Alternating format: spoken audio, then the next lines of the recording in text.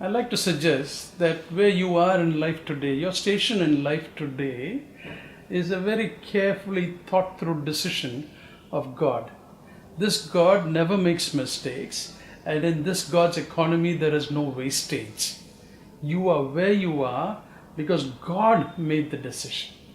And you want to recognize that where you are also requires that you impact that neighborhood, whether it's a work neighborhood, whether it's a geographical place where you stay. You're called to make that place a better place than when you enter it. That is why God has placed you there. Not just simply to do work, do a 9 to 5 and then walk on. That is why I believe your character matters. There is this classic example of Mary, the mother of Jesus. Very soon the world will celebrate the birth of Jesus Christ. Here this young lady was challenged with this message which she would never have thought to be true. The angel comes to her and says, "You're going to be blessed with a baby boy and his name will be Jesus." And to complicate it, this Jesus will be the salvation for the whole world. This young girl must have been completely confused. And that was true. They say about Mary, she was completely confused. And then she breaks forth into a song when she is confronted with this message. She didn't know what to do with this, and she says, this birth of a child will turn the world upside down. And I want to suggest where God has placed you is He has placed you so that you will turn the world upside down. You should always be in a position that you will cause ripples of transformation. People should be able to look back at your time with them and say, "Oh, it was such a blessing to have the person always among us." That is why God has placed you there, in this place. Don't take it lightly, so that where you are will be a better place than when you entered that place. That is why God has placed you. Mary then goes on to do a very strange thing. She bursts into worship, suggesting that if I am about transforming India, I must begin with worship. Without worship, I cannot be engaged in transformation. I need to know this God that I can go to His feet and worship. The question you and I need to ask ourselves is, do we have such a God to whom we can go before we transform our nation? Because 1.2 billion people are waiting to be transformed by your life and my life. That requires that you have a relationship with a God. And Mary offers 3 clear lessons for us to consider if you and I need to be effective through our life and in our life. The first lesson that she offers is that she recognizes herself in relation to God. I call this, she clarifies her identity in the presence of God. She recognizes that she is a handmaiden and He is the creator.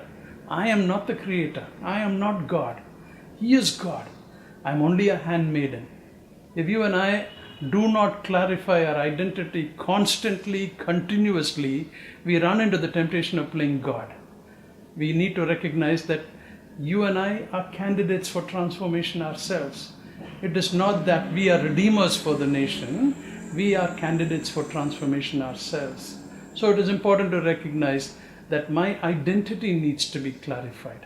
That Jayakumar is a good candidate for transformation as much as the world is. Otherwise, it will become such a one-directional transformation with no integrity. The second lesson Mary offers is to recognize that this turning the world upside down requires her own personal holiness. She worships a God who is holy. And she says in that worship, she says, "You are a God who is holy. You are a holy God that I worship." Without holiness, it is difficult to transform our nation. You and I need to ask ourselves, do we bring a life that will transform, a life that is holy, that the nations can look up to our life and say, "Oh, there is something about this life that causes us to ask one more question." And the question being, who is your God? At that time you should be able to say, He is a holy God. The third lesson that Mary offers for us is that she had a personal experience with this God. She knew Him by His name, and He was a God who will do favor for her. And I want to suggest that without knowing your personal God, God can simply be a concept. Concepts have never transformed nations. Ideologies have never transformed nations. It's relationships and a life. And if my life and my relationship is not reflective of a relationship with a God who I can know, then you and I don't have anything to offer to our nation. It is so important to have personal relationship with this God. 3 lessons from the life of Mary.